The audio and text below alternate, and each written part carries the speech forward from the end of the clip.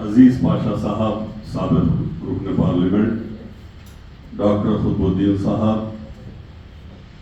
فاضل حسین پرویز صاحب اور دیگر شرکائے اجلاس، میں کافی دیر سے اردو کے چند اہم مسائل پر سوچ کر بیٹھا تھا کچھ کہوں، لیکن ایم پی جے کے صدر محترم عبدالعزیز صاحب کی ولولہ انگیز تقریر کے بعد کوئی چیز یاد نہیں ہے، سب کچھ بھول گیا ہوں۔ حقیقت یہی ہے، اردو ہے جس کا نام ہم ہی جانتے ہیں داغ، اردو ہے جس کا نام ہم ہی جانتے ہیں داغ، سارے جہاں میں دھوم اردو زبان کی ہے۔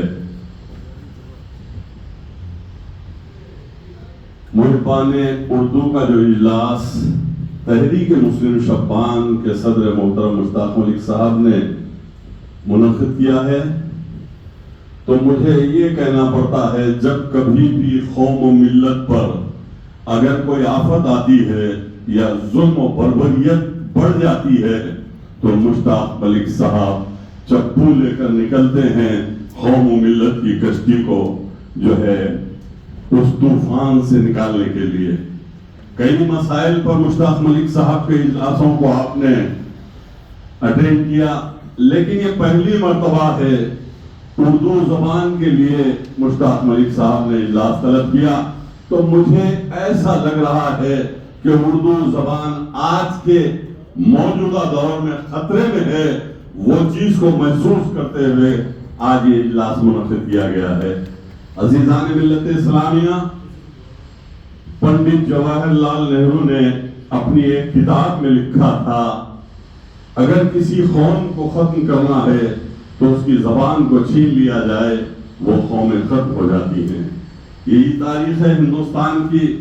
ارے اس ملک کی جنگ آزادی میں اردو زبان نے جو اہم اور کلیدی رول ادا کیا، یہ میں نہیں کہہ رہا ہوں، father of the nation Mahatma Gandhi ji نے آزادی کی کامیابی کے بعد انہوں نے ایک اہم ترین اجلاس کو مخاطب کرتے ہوئے کہا تھا کہ اردو کے انقلاب زندہ باد کا نعرہ نہ ہوتا، اردو زبان کی ولولہ انگیز تقاریر نہ ہوتی، اردو کا نعرہ جے ہند نہ ہوتا، اور جو ہے علامہ اقبال کا وہ شعر انہوں نے کہا تھا کہ سارے جہاں سے اچھا ہندوستان ہمارا، ہم بلبلے ہیں اس کے، یہ گلستاں ہمارا۔ تو اردو زبان اس ملک کی جنگ آزادی کی اہم ترین رول ادا کرنے والی زبان ہے، لیکن کیا کریں، دل کے پھپولے جل اٹھے سینے کے داغ سے، اس گھر کو آگ لگ گئی گھر کے چراغ سے۔ غور کیجئے، روز ازل سے ہی اردو کے پیٹھ میں خنجر گھونپا گیا اور پارلیمنٹ کے دونوں ایوانوں کا اجلاس طلب کیا گیا تھا اور کہا گیا تھا کہ اس ملک کی پہلی سرکاری زبان کے لیے جو ہے ووٹنگ کروائی جائے، ہندی زبان کو بھی اتنے ہی ووٹ آئے، اردو زبان کو بھی اتنے ہی ووٹ آئے، لیکن ایک ووٹ بچا تھا جو فیصلہ کن تھا، وہ کسی رکن اسمبلی کا نہیں تھا، وہ کسی رکن پارلیمنٹ کا نہیں تھا، وہ کسی وزیر اعلیٰ کا یا گورنر کا نہیں تھا، بلکہ صدر جمہوریہ ہند ڈاکٹر راجندر پرساد کا ایک ووٹ تھا۔ اگر وہ ایک ووٹ ہمارے حق میں ہوتا، اردو زبان کے حق میں ہوتا، تو ہندوستان کی پہلی سرکاری زبان اردو ہوتی۔ لیکن کیا کریں، غور کیجئے، وہ راجندر پرساد کا ایک ووٹ ہمارے حق میں نہیں ہوا، ہندی زبان کے حق میں ہوا، اور ہندی اس ملک کی پہلی سرکاری زبان بن بیٹھی۔ اور روز ازل سے ہی ایسا ہے۔ ابھی آپ نے دیکھا، سوچا، اور ابھی آپ نے سنا ادارے ادبیات اردو، تو مجھے ایک کہنے دیجئے، سراج الدین دولہ کو جو ہے اگر نقصان ہوا تو اپنوں سے ہوا، غیروں سے نہیں ہوا۔ حضرت ٹیپو سلطان شہید کو نقصان ہوا تو اپنوں سے ہوا، غیروں سے نہیں ہوا۔ نظام دکن کو نقصان ہوا تو اپنوں سے ہوا، غیروں سے نہیں ہوا۔ اگر آج اردو کو نقصان ہو رہا ہے، اپنوں سے ہو رہا ہے، غیروں سے نہیں ہو رہا ہے۔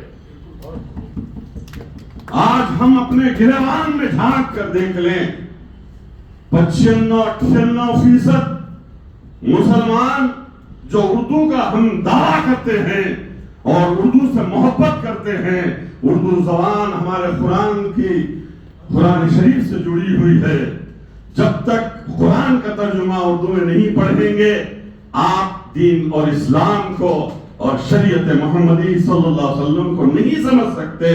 تو اردو ہمارے دین اور اسلام سے جڑی ہوئی ہے، لیکن اردو کا خاتمہ کون کر رہے ہیں؟ حکومتوں کو دوش بعد میں دیجئے، آپ یہ بتائیے کہ ہم اپنے گھروں میں کتنی اردو پڑھا رہے ہیں۔ ہر ہمارا بچہ کارپوریٹ اسکول کو جاتا ہے اور وہاں پر انگلش پڑھ کر جب گھر میں آ کر انگریزی بولتا ہے تو ہمارے ماں باپ خوش ہوتے ہیں اور یہ کہتے ہیں کہ آج ہمارا بچہ تعلیمی یافتہ ہو رہا ہے۔ تو اردو کے پیٹھ میں خنجر ہم خود گھونپ رہے ہیں۔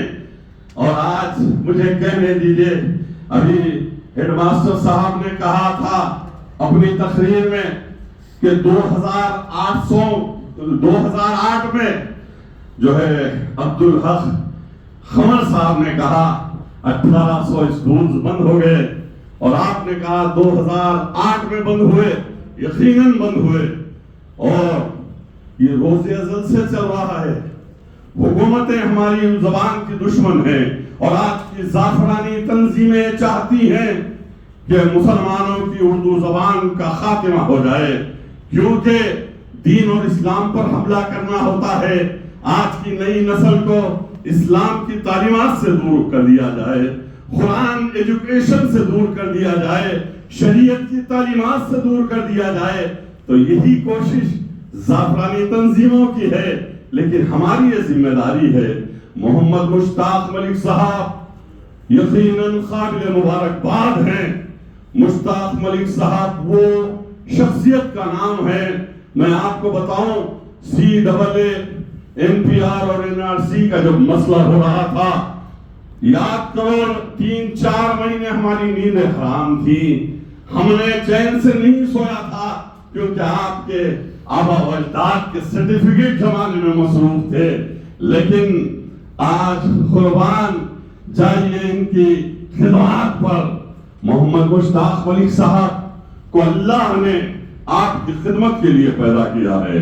ارے ضرورت اس بات کی ہے، ارے کیسے اراکین پارلیمنٹ نہیں ہے ہندوستان میں، کیسے ڈپٹی چیف منسٹر بنے ہندوستان میں، چیف منسٹر بھی مسلمان رہے، لیکن کسی کو اللہ نے یہ توفیق نہیں دیا کہ آپ کے لیے آواز اٹھائیں۔ لیکن مشتاق ملک صاحب کیا سرکاری عہدے پر ہیں؟ آپ بتائیے، وسائل نہیں ہیں۔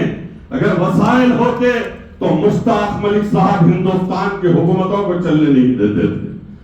غور و فکر کیجئے، مشتاق ملک صاحب کی نظر ایک شعر کرتے ہوئے کہ میں تو چلا تھا اکیلے ہی جانب منزل، مگر آپ آتے گئے اور کارواں بنتا گیا۔ عزیزان ملت اسلامیہ، وہ قوم کبھی ترقی نہیں کرتی جو اپنے ماضی کو بھول کر مستقبل کے فیصلے کیا کرتی ہے۔ تو ہمارا ماضی یہ بتلاتا ہے کہ اس ملک میں ہم نے 1000 سال تک حکمرانی اور جہانبانی کی ہے، اور آج ہم 4%، 5%، 3% اور کسی حکمرانوں کے سامنے دامن پھیلانے کی بات 14 مہینے ہو گئے۔ آج تلنگانے کی حکومت میں مسلم منسٹر نہیں ہے۔ غور کیجئے آپ کہ ہم 80 لاکھ ووٹرز ہیں تلنگانے میں، اور 80 لاکھ مسلم ووٹرز کے پاس قوت توازن ہے۔ ہم جسے چاہتے ہیں تخت پر بٹھا سکتے ہیں، ہم جسے چاہتے ہیں تخت سے اتار سکتے ہیں۔ میں کہوں گا کہ ہمارے سروں کی پھٹی ٹوپیوں پر طنز نہ کر، ہمارے سروں کی پھٹی ٹوپیوں پر طنز نہ کر۔ اس ملک کے عجائب خانوں میں ہمارے تاج رکھے ہوئے ہیں، ہمارے تاج رکھے ہوئے ہیں۔ آج ٹمریز کی بات ہو رہی ہے۔ سابقہ حکومت نے 205 اسکولز کو قائم کیا۔ آج ہندوستان میں ایک تاریخ ہے ٹمریز اسکول کی، 1.5 लाख طلبہ اور طالبات تعلیم حاصل کر رہے ہیں، لیکن گزشتہ 14 مہینے سے وہی اسکولز آج لاوارث بن گئے ہیں، کوئی پرسان حال نہیں ہے، عہدیدار منمانی کر رہے ہیں، اور اگر تحقیقات کروائی جائے تو یہ بات کھل کر آپ کے سامنے آئے گی کہ ہزاروں کروڑ کا غبن ہو رہا ہے، ہزاروں کروڑ کا غبن ہو رہا ہے۔ اس کے ذمہ دار کون ہیں؟